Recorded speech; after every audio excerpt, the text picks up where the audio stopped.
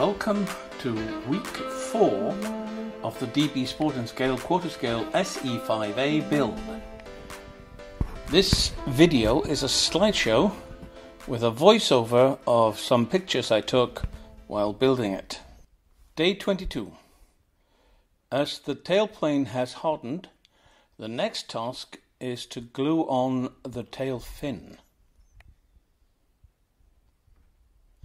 While the glue on the tail fin is drying, there is time to work on the radiator. Here you can see what the kit supplies and the instructions tell you to do.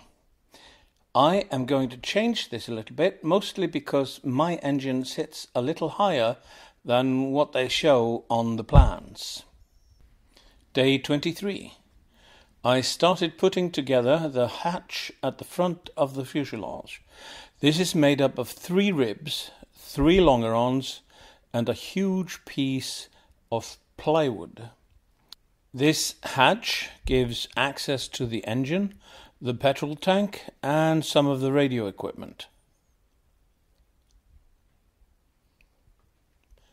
I have now made the changes to the radiator. These parts are glued down with epoxy glue. My initial idea was not to have the radiator in 2 parts as shown on the plans. Instead, I thought to have a bolt going through it at the top to hold down the front hatch. These plans all changed. Day 24. I glued the 0.4mm plywood to the front hatch cover, and now it has really started to look like an S.E.5a.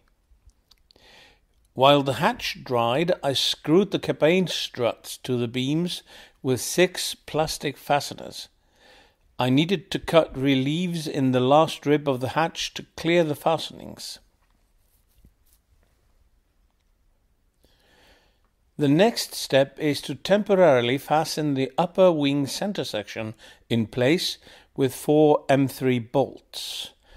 These bolts that come with the kit are so soft that the cross in their head will shed at the slightest provocation. I'm going to supply my own hex-headed bolts later on. After this, the next step is to put in the cross braces and some hooks for landing wires, and then solder the cabanes in place. Day 25. Now we come to the one thing I do not like about building models. Wrapping thick wires with a thin wire and then soldering the lot.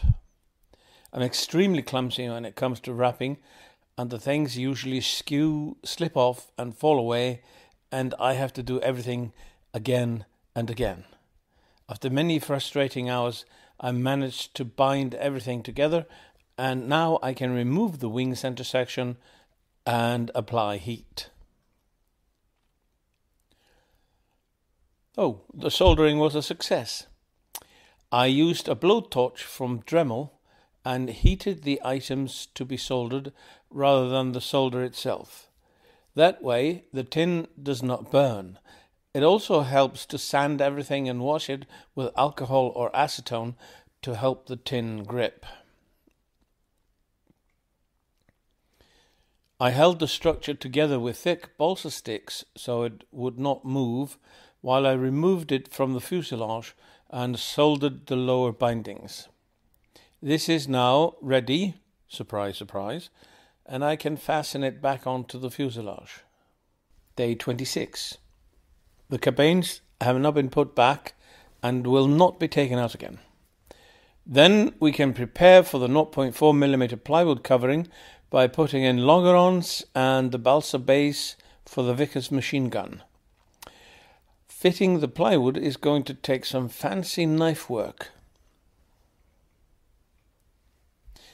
While the glue hardens, I decided to put back the locking mechanisms in the wings. I also made up and glued in openings for the steel prongs, because it's not a good idea to have unsupported holes in the Oratex, as it would only just rip. I then glued on some ply strips to the root rib. Day 27.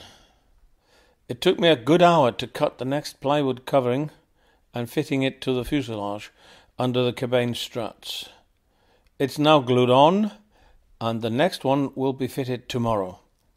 While the glue hardened, I put some more balsa and plywood strips on to some of the wings. Day 28. Now the 0.4mm plywood covering has reached the cockpit. Seems to get easier with every part I put on.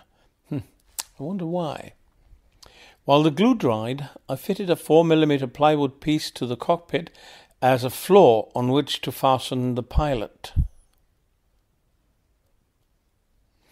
I've started cutting and fitting and painting primer on the dashboard that I got from D.B.Sport and Scale. I will be closing in on the cockpit tomorrow and hope this stuff fits down the opening I will make for the pilot to stick out of.